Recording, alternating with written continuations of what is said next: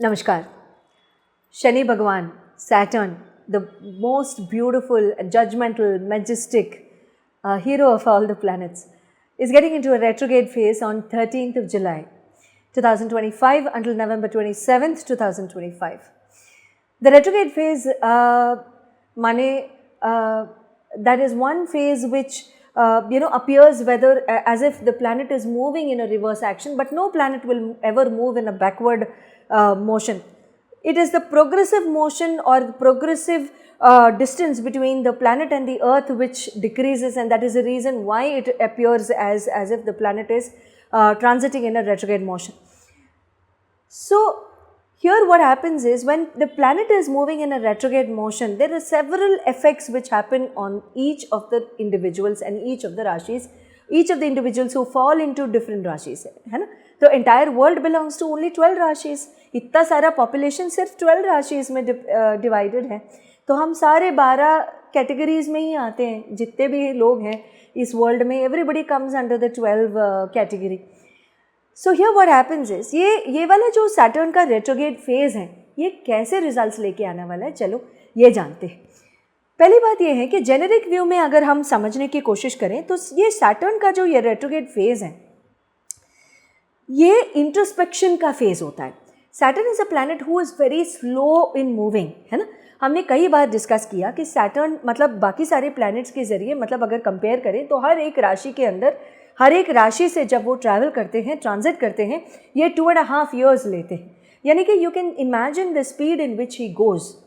So when you are conducting yourself in a very slower pace, at a slower pace, what happens? The attention to detail increases. So when the attention to detail increases, introspection increases. When introspection increases, reviewal or the mechanism of reviewal enhances. When the mechanism of reviewal enhances, chances of faltering decreases. When chances of faltering decreases, zero defect increases. है ना. Simple है. This translates to the perfective state of Saturn. So Shani का जो अंतर्गत जो meaning है, शनि का जो एसेंस है, वो परफेक्शन है. ये सिंपल वर्ड डिराइव करने के लिए हमने इतना सारा डेफिनेशन फेज बाय फेज बोलने का हमने ट्राई किया था, है ना. So Saturn is all about perfecting. Saturn is all about perfectionism. Saturn is not about laziness. Saturn is not about slow. Saturn is not about anything else. अगर Saturn slow moving planet है, अगर कुछ करना है, निकालना है हमारे life से, तो फटाक से क्यों दे देते हैं रिजल्ट. हम बोलते हैं ना, शनि आए तो बिगाड़ दिया. क्यों? Saturn स्लो है ना, बिगाड़ना नहीं चाहिए. बिगाड़ते क्यों है ना. तो Saturn कुछ भी बिगाड़ते नहीं है. ये सिर्फ हमारा वहम है, या तो हमारा जो opinionating, sense of opinionating, sense of judgemental aspect जो है, फटाक से एक ओपिनियन दे देना, ये सारी चीज़ें हम ये करते हैं या करने की आदत में पड़ गए हैं इस दुनिया में. तो इसीलिए हम ये बोलते हैं कि शनि जो है वो निकाल देते हैं, काट देते हैं, ज़िंदगी मतलब ख़राब कर देते हैं. कुछ भी नहीं ख़राब करते हैं. He is a planet of giving, he is a giver, he is an enhancer, है ना. तो इस प्रोसेस में आप इंट्रोस्पेक्ट बहुत ज़्यादा करेंगे. अंतर्गता को, मतलब अंतर्गत जो आपके परिस्थिति हैं, आपके सिचुएशंस हैं, आपके लाइफस्टाइल हैं, आपके लाइफ हैं, आपके पर्सनल ग्रोथ है, आपके मैकेनिकल मेंटल स्टेटस हैं, ये सारी चीज़ों को आप बहुत अच्छे से रिव्यू कर पाएंगे, बहुत अच्छे से एनालाइज कर पाएंगे, बहुत अच्छे से डिसीजंस ले पाएंगे और बहुत अच्छे से आगे बढ़ भी जाएंगे. एंड दूसरी बात यह है कि self reflection and self evaluation के लिए भी बहुत अच्छा फेज़ है. Self reflection in the sense, say for example maybe there are certain things that have been happening in your life over the last since April 1st onwards, because since when Saturn moved into a progressive mode. So इस phase में जो चीज़ें आपके life में हुए हैं, यहाँ पे एक derailment तो नहीं कहूँगी, it's not a right word, but I will definitely say a slow track of events हुआ होगा. Certain things might not have caught the optimum speed that they should have. And ये optimal speed जो शनि भगवान obviously नहीं देते हैं. because Saturn is not about speed. Saturn is all about evaluating and moving with optimal speed.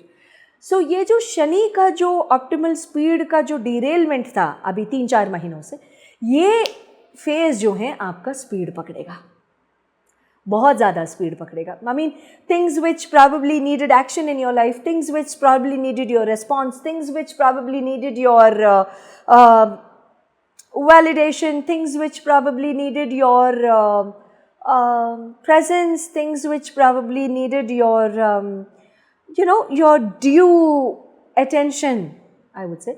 All such things will catch the optimal speed here. Why? Because the planet who has to give you the action is getting into a retrograde mode, progressive mode, getting into a derailment from the towards the distance of the earth, and that is the reason why it is called as a retrograde phase. Though it appears like a retrograde phase, it's the planet doesn't move in a retrograde phase for sure. So यहाँ पे जो वो सारी spheres of your life will catch an optimal speed and things will move and things will improve in your life, and जो भी changes आपको Saturn को देना है ये यहाँ पे दे देंगे. So watch out and please ensure saying that you are self-evaluating and self-analyzing whatever you're doing and whatever is happening in your life, and please ensure saying that everything is happening for good, because Shani जो भी देते हैं वो life time के लिए देते हैं. इसीलिए बोलते हैं कि शनि डीले करते हैं लेकिन कभी डिनाई नहीं करते. सैटर्न जो दे देते हैं it stage for lifetime and it is remembered for lifetime. Wishing you all the very best and let's get to each of the rashis. मेष राशि वालों के लिए ये शनि का जो रेट्रोग्रेड है, ये वक्रगति स्थिति है, ये आपके ऊपर कौन से प्रभाव लेके आने वाला है, चलिए ये जानते हैं. मेष राशि वालों के लिए 7.5 शुरू हो गया है ना. मार्च 29 को 7.5 शुरू हो गया है, लेकिन भाग्यस्थान के